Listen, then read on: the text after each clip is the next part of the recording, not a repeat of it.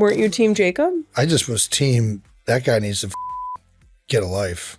Well, that's because he was freaking head over heels for her. It was just a sad story of Jacob. The whole thing's creepy. Yikes. Growing ties with your popular ex's popular brother-in-law behind her back while the couple in question is pulling off a disappearance act? Screams controversy. But first things first. Travis and Jason's New Heights podcast is making waves once again, and this time, fans have one major request: get Taylor Swift on the show. After teasing an exciting guest episode for Wednesday, the comments section exploded with Swifties practically demanding her appearance. Can you blame them? The Kelce brothers have already hosted legends like LeBron James, Peyton Manning, Adam Sandler, and Will Ferrell, and let's be real, none of them would break the internet like a Taylor Swift guest spot. Fans flooded the post with messages like, "We need mother," and "Taylor Swift, please." Some even suggested a joint episode with Kylie, imagining a fun cooking segment with the family. Now that would be iconic. But while Swifties are manifesting Taylor's podcast debut, Travis himself has been busy gearing up for another big moment, the NFL Combine, where he's expected to make an appearance. And if there's one thing we know about Taylor, she's not one to miss a major Travis moment. So naturally, fans are already speculating if she'll be spotted supporting him yet again. Speaking of Taylor making headlines, let's not forget how her presence has completely changed the game for the NFL. The league has embraced her impact, from skyrocketing viewership numbers to viral moments in the stands. And now, with rumors swirling about her potential New Heights guest appearance, it's clear that the Taylor effect isn't slowing down anytime soon. But could this podcast appearance actually happen? While nothing is confirmed, the Kelce brothers love to keep fans guessing. Plus, with New Heights ranking as the 4th largest podcast in the U.S. and winning big at the iHeart Podcast Awards, it's only a matter of time before they pull off their most legendary guest yet. And if that guest just so happens to be the biggest pop star in the world, well, let's just say the internet will break. While fans are still hoping for Taylor to make her New Heights podcast debut, Jason is busy navigating another podcast rivalry right in his own home. Turns out his wife Kylie is absolutely dominating the podcast world with Not Gonna Lie, which has shockingly dethroned Joe Rogan's show as the #1 podcast. And let's just say, Kylie isn't letting Jason forget it anytime soon. During his Pardon My Take appearance, Jason admitted that Kylie reminds him all the time about her top-ranking podcast.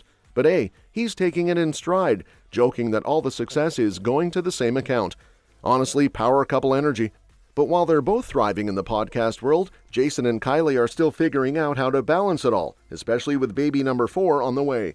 Kylie even revealed that Jason's retirement hasn't exactly freed up his schedule. In fact, she says she sees him less now than when he was playing. With Taylor in the stands once again, the New Heights podcast hype is only going to get bigger. And now that Kylie is officially the queen of podcasts, could we see a Not Gonna Lie New Heights crossover episode? A Taylor and Kylie podcast moment? One can dream. Now back to Taylor's ex, who is causing big waves. The Twilight debate may be old news, but Jason has officially weighed in, loud and clear. And guess what? He's firmly Team Edward, which earned him a cosign from none other than Tay Lautner, wife of Taylor Lautner, aka Jacob Black himself. "I married Jacob, and I'm still Team Edward, so I get it," Tay commented on an Instagram clip from Kylie Kelce's Not Gonna Lie podcast. The video featured Jason passionately explaining why Jacob was never actually in the running for Bella's heart. "She was so not into him, and he was just lurking around," Jason said bluntly, and honestly, where's the lie? Even Kylie tried to clarify, suggesting that Jason thought Bella had feelings for both guys, but Jason shut that down real quick, saying, "Yeah, there wasn't a question." And just like that, Taylor Lautner's years of defending Jacob have been erased in one NFL-sized rant. Weren't you Team Jacob? I just was team, that guy needs to get a life.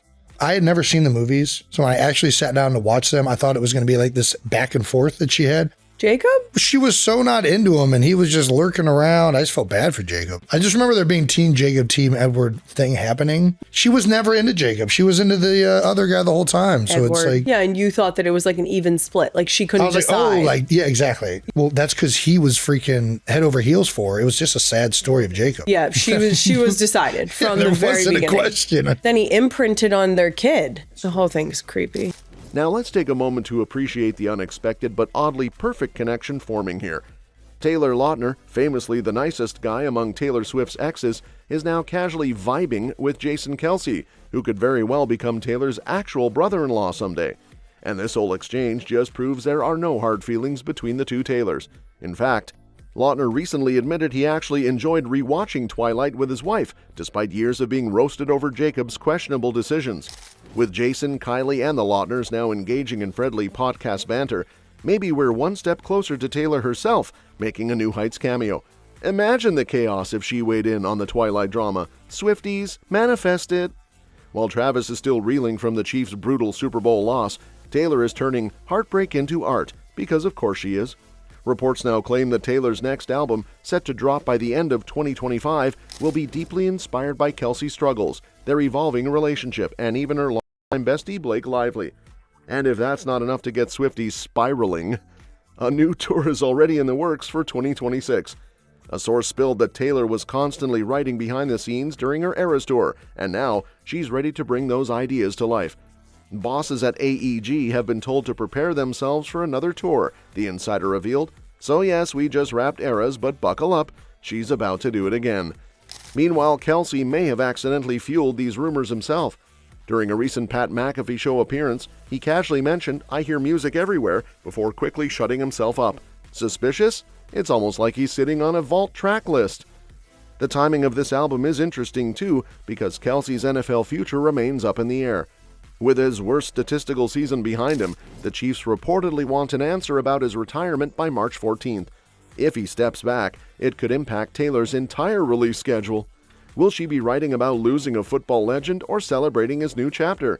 Either way, expect lyrical devastation. Take all the time you want, Travis. Yeah. And he's due $12 million on March 14th. Pay it. Travis has been the consummate. Every single person has made at least $30 million more than him on that list. Call it back pay if you pay him that and then he decides not to come back. I obviously don't think he is the dominant best tight end in the league anymore, because he shouldn't be. So they played a month longer than the teams that didn't make the playoffs. One thing's for sure, Taylor's love life has always inspired her best work, and with Kelce at a career crossroads, this album might just be her most emotionally charged yet. And if she's already teasing songs about Blake Lively, who knows what other surprises are coming? Swifties, brace yourselves! Furthermore, Francis Tiafoe may be gearing up for the 2025 Mexican Open, but he's still buzzing over his unforgettable encounter with Taylor and Travis.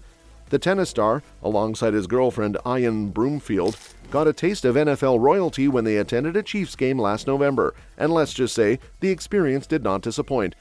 As soon as they entered the suite at Arrowhead Stadium, Tiafoe had the distinct impression that he was about to experience something quite remarkable. And who was the very first person he ever gazed upon? Taylor Swift herself. While attempting to maintain his composure, Tiafoe rapidly became aware that Swift was not merely a casual spectator. Rather, she was aware of his professional endeavors. He recalled that she had said something to the effect of, "Man, we wanted to watch you in the U.S. Open final." He also mentioned that Kelce was a fan of his. Is that where we are? They drank as much as they could and spent the rest of the day hanging out together like old friends. It was impossible for Tiafoe to stop gushing about how down-to-earth Taylor was. He referred to her as one of the most amazing and humble persons he had ever encountered. However, the generosity did not end with her. Kelce and Patrick Mahomes went to great lengths to make him feel like a VIP. They were like, "Yo, we got to have you in KC," he shared, and they rolled out the red carpet for me. The fact that this event was more significant to Tiafoe than simply watching a football game was evidence that sports can bring people together in ways that they would not expect. It's crazy because playing tennis and being able to reach that many people, that's why you do what you do, he reflected on the Pivot podcast. But now it's back to business. As much fun as that Chief suite was, Tiafoe has his eyes on another victory, his upcoming match against Alexander Muller in the first round of the Mexican Open. If he wins, he'll face either Alejandro Davidovich Fokina or Mattia Bellucci in the second round.